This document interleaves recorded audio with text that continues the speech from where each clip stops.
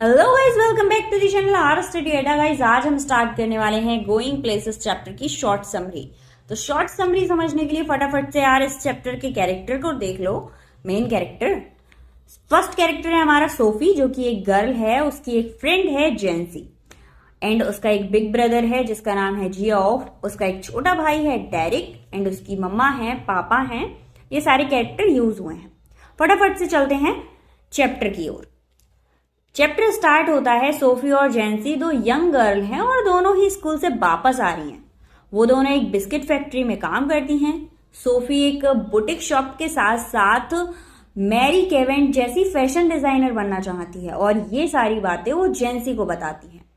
जेंसी ये सारी बातों को सुन रही होती है। फिर वो कहती है, यार हम लोग एक बिस्किट फैक्ट्री में काम करते हैं और ये जो तुम्हारे सारे सपने हैं वो बेकार हैं, और तुम्हारे पेरेंट्स कभी भी इसको एग्री नहीं करेंगे। एग्री कर भी देंगे तो तुम्हारे पास इतना पैसा कहाँ है जिससे तुम ये सारे सपने पूरे कर पाओगे। तो सोफी आंसर करती है कि मैं एक एक्ट्रेस बनूंगी और बहुत सारा पैसा कमाऊंगी। ठीक है, फिर उसके बाद मैं एक बुटीक की मालिक बन जाऊंगी। जेंसी एक अच्छी लड़की है तो वो उसकी बातों में हाँ कर देती है। सोफी अपने घर की तरफ निकल जाती है और घर जाकर देखती है, यार वही रोज वाला घर जो काफी ठसा ठसा सा है। एंड उसकी मॉम जो है वो किचन में वर्क कर रही हैं, उसके फादर बैठकर खाना खा रहे हैं, और उसके फादर जहां पर बैठकर खाना खा रहे हैं उसके पास में ही बहुत सारे गंदे बर्तन पड़े हुए हैं। इन सारी चीजों को देखकर वो साइलेंट है। एंड क्योंकि मम्मी उसकी खाना बना रही है और घर छोटा है तो बहुत ज्यादा सफोकेशन हो रहा है, तो वो अपने बड़े भाई जियोफ को ढूंढने लगती है। एंड उसका एक और रूम है जहां पर जियोफ अपने मोटर मैकेनिक का वर्क कर रहा है। वो अभी कॉलेज पास आउट कर चुका है, उसको 3 ईयर कंप्लीट हो चुके हैं कॉलेज पास आउट किए। वो अप्रेंटिस कर रहा है, मतलब एक सीनियर मैकेनिक के यहाँ पर जॉब कर रहा है। वो जियोफ के रूम में जाती है, क्योंकि जियोफ का कैरेक्टर सबसे पहले जान लीजिए। जो जियोफ है वो अपने बारे में कभी भी किसी को कुछ भी नहीं बताता है, तो सोफी उसके बारे में सब कुछ जानना चाहती है। एंड उसके प्रति उसका एक अट्रैक्शन सा बन चुका था कि मेरे भाई आखिर करते क्या हैं, किससे मिलते हैं, कहाँ जाते हैं, सारी चीजें सोफी को जाननी थी। बट ऐसा होता नहीं है। वो बहुत सारी इमेजिनेशन भी करती है कि मैं अपने भाई के साथ घूमने जाऊंगी, या फिर घूमने जाऊं, वो सारे लोगों से मिलवाएं जिन्हें वो जानते हैं, या फिर उन सारी जगहों को दिखाएं जिन्हें वो जानते हैं, जिनके बारे में उन्होंने मुझसे कभी भी डिस्कस नहीं किया। बट ऐसा कुछ नहीं होता है। वो जियोफ के कमरे में जाती है एंड वो अपने भाई से अपना एक सीक्रेट शेयर करती है। वो बताती है कि वो बुटीक में डैनी केसी से मिली थी। उसकी इस बात को सुनकर उसका भाई शॉक हो जाता है एंड कहता है, क्यों झूठ बोल रही हो, बस करो, तुम नहीं मिली थी। अब उसका भाई और उसके जो पापा हैं वो दोनों ही इस बात को नहीं मानते कि वो डैनी केसी से मिली थी।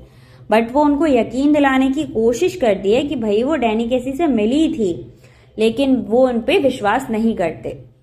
वो अपने भाई को केसी के साथ कुछ डेट के बारे में भी बताती है।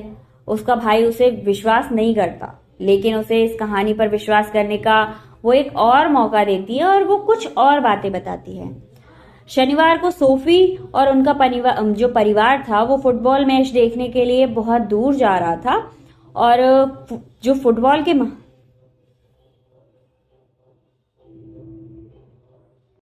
गाइस, अब सोफी की फैमिली जो कि फुटबॉल मैच की बहुत ज्यादा शौकीन थी, मैच देखने के लिए बहुत दूर जा रही थी। एंड मैच प्ले होता है, तब जो डैनी केसी हैं वो एक ऐसा गोल करते हैं जिसकी वजह से सोफी की फैमिली की फेवरेट टीम जीत जाती है, और वो लोग बहुत ज्यादा खुश थे कि उनकी पसंदीदा टीम जीत गई है। फिर जो सोफी है वो अपने भाई के साथ घर वापस आ जाती है। उसका छोटे भाई का नाम डेरिक है, आप लोग को बता दूं तो जो जेंसी है वो सोफी से मिलती है, और जेंसी वही क्वेश्चन करती है कि भाई ये डैनी केसी कौन है और तुम्हारी मुलाकात कैसे हुई। उसकी सारी चीजें जानने की कोशिश करती है। और सोफी अपने भाई से जो सीक्रेट शेयर किया था ना, वो सीक्रेट सबको बताने की वजह से कहीं ना कहीं बहुत ज्यादा नाराज हो चुकी थी। बट वो सिचुएशन को संभाल लेती है एंड एक शॉर्ट स्टोरी बताकर जेंसी को बहला देती है, बट वो पूरी सच्चाई जेंसी को नहीं बताती। और इसके बाद जो नायक केसी हैं, मतलब फुटबॉलर केसी हैं, उनसे मिलने के लिए नहर के पास जाती है, एक गुप्त स्थान ढूंढती है।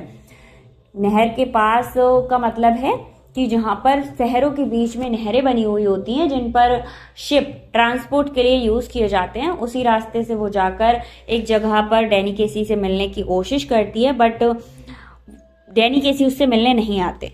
फिर वो समझ जाती है कि जो कुछ उसने सोचा था या देखा था वो केवल एक कल्पना थी, लेकिन वह उनसे प्यार करने लगी थी और उनके प्यार में खो चुकी थी। वह इससे बाहर नहीं आना चाहती थी और लास्ट में उसका दिल बहुत ज़्यादा दुख जाता है और वो अपने घर वापस लौट आती है। और कहीं ना कहीं उसे अफसोस होता है कि मेरी फैमिली फिर मुझे मतलब गुस्सा करेगी कि तुम हमेशा ऐसे ही करती हो और तुम्हारी जो बातें हैं वो हमेशा काल्पनिक होती हैं और तुम ये हरकतें छोड़ दो वरना कोई भी तुम पर ट्रस्ट नहीं करेगा। वो ये सारी बातें सोचते हुए अपने घर लौट आती है, लेकिन जब वह रॉयस के बुटीक में आती है तो वह फिर से अपने हीरो के सपनों में खो जाती है। ठीक है गाइज, यहीं पर हमारी स्टोरी फिनिश हो जाती है एंड ये एक शॉर्ट समरी थी। इसका डिटेल एक्सप्लेनेशन देखने के लिए कल वाली वीडियोस देख लीजिए, ठीक है, उसमें मैंने आपको डिटेल एक्सप्लेनेशन दिया है। Thank you so much. मिलते हैं नेक्स्ट वीडियो में न्यू चैप्टर